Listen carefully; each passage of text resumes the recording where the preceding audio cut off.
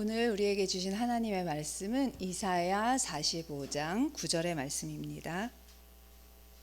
제가 가진 성경책 1023페이지에 있습니다.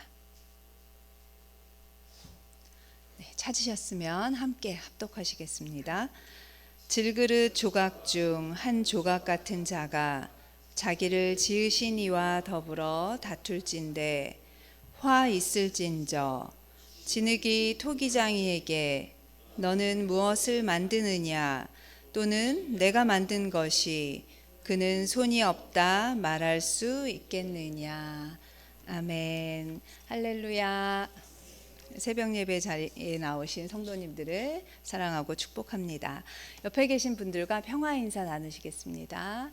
평화를 빕니다. 평화를 빕니다.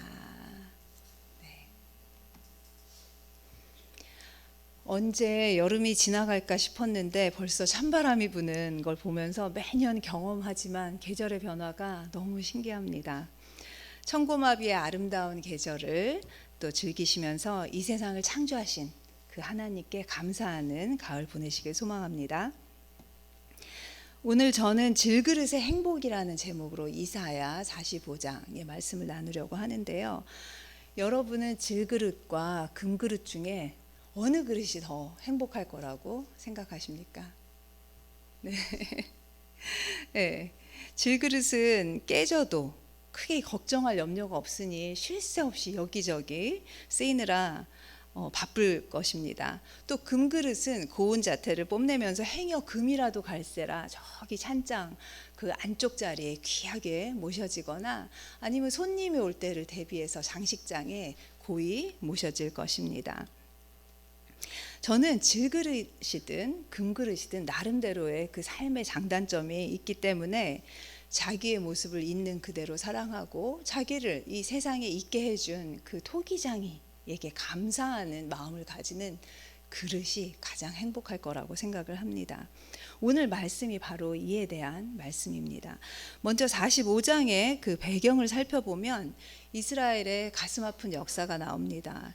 이스라엘은 강대국들의 그 틈바구니 속에서 마치 그 고래 싸움에 새우등이 터지듯 가슴 아픈 역사를 경험한 나라입니다.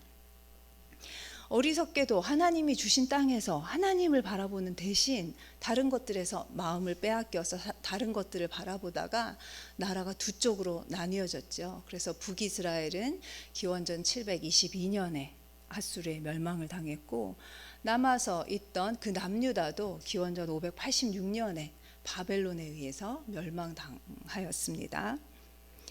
나라가 폐허가 되고 인재들은 모두 바벨론 땅으로 끌려가는 그런 수모를 겪으면서 이스라엘 민족은 하나님께 선택받은 민족이라는 자신들의 그 정체성에 큰 혼란을 느꼈을 것입니다. 그리고 포로기 동안 그 정체성을 잃지 않기 위해서 그 정체성마저 잃으면 자신들은 정말 먼지보다도 못한 존재가 되기 때문에 그동안 하나님께서 베풀어 주신 역사를 기억하면서 그 역사들을 기록하기 시작했습니다. 그리고 그 역사를 정리하면서 왜 우리에게 이런 일이 생겼을까? 성찰하는 시간도 가졌고 눈물로 회개하는 시간도 가졌을 것입니다. 그러나 늘 마음 한켠에 왜 하나님께서 우리를 선택하시고 나라도 세우게 하셨는데 왜 이렇게 아픈 역사를 갖게 하실까? 왜 질그릇처럼 이리저리 굴러다니다가 깨어지는 역사를 경험하게 하실까? 왜라는 질문이 늘 마음 한켠에 있었을 것입니다. 여기 계신 성도님들께서도 하나님께 왜라는 질문을 하신 적이 있으시죠? 저도 한때 왜라는 질문을 많이 했었습니다. 그런데 그 왜라는 질문이 하나님께 왜 그렇지요? 궁금해서 물어보는 게 아니라 불평과 한탄의 그런 왜라는 질문이었던 것 같습니다. 월요일에 저는 며칠 전에 급하게 호스피스로 들어간 친구를 만나러 갔었는데요. 그 친구가 암을 발견할 당시에 이미 전이가 많이 되어 있었습니다. 그래서 젊은 사람이었기에 아마 얼마 못 살다가 하늘나라로 가겠지라는 주위의 사람들은 그렇게 생각을 했었습니다. 그런데 히스기야의 기도를 들어주셔서 그 생명을 연장시켜 주셨던 하나님이 제 그 신실한 친구의 기도를 들어주셨는지 이 친구는 7년이나 암투병을 씩씩하게 해냈습니다. 그리고 만날 때마다 누구보다도 유머러스하게 친구들에게 농담도 해주었고 자주 만나자고 연락도 해왔던 친구였습니다. 제 목사 안수식에도 왔었습니다.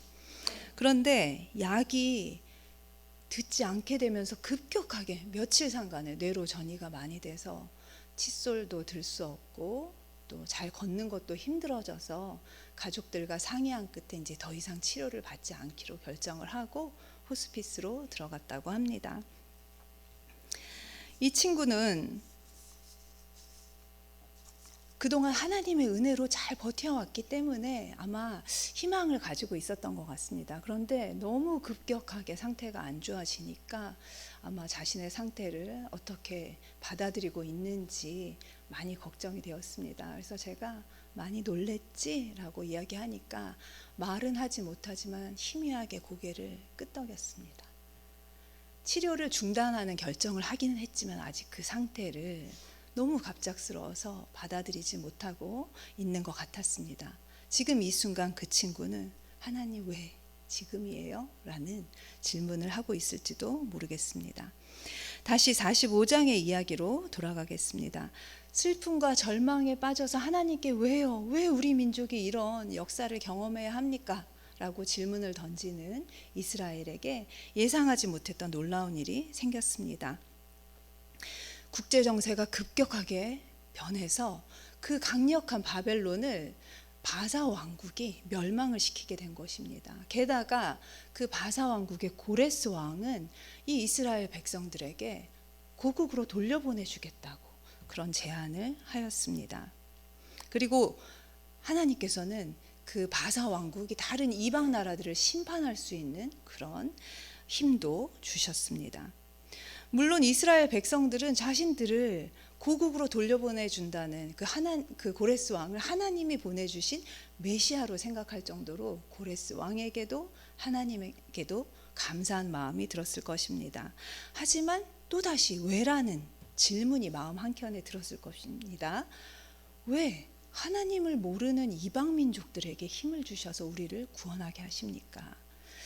요나가 어디에 가라고 명령을 받았었죠? 자신들을 끔찍하게 괴롭혔던 그 아수르의 수도인 니느웨에 가서 하나님의 심판이 임하기 전에 회개하라고, 그 회개를 촉구하라고 하나님께 명령을 들었을 때 요나 또한 왜요? 그 사람들은 우리를 괴롭혔던 그런 나라들인데 정말 잔인한 나라였는데 왜 그 사람들이 회개를 해야 합니까? 라고 하나님께 질문을 던졌을 것입니다.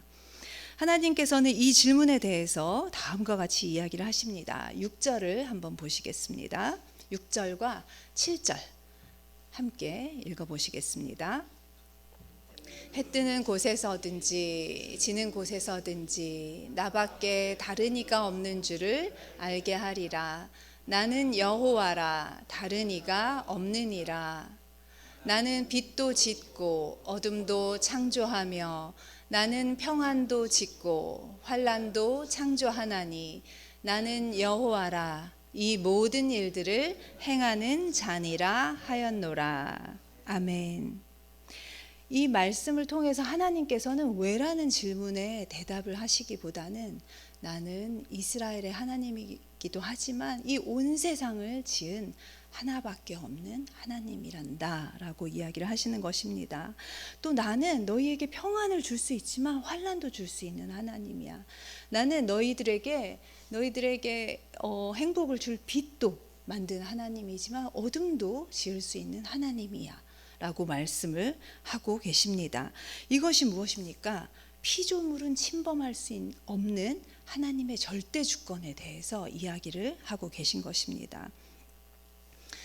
그러니 우리는 평생 질문을 해도 그 질문에 대한 답을 얻을 수 없을지도 모릅니다.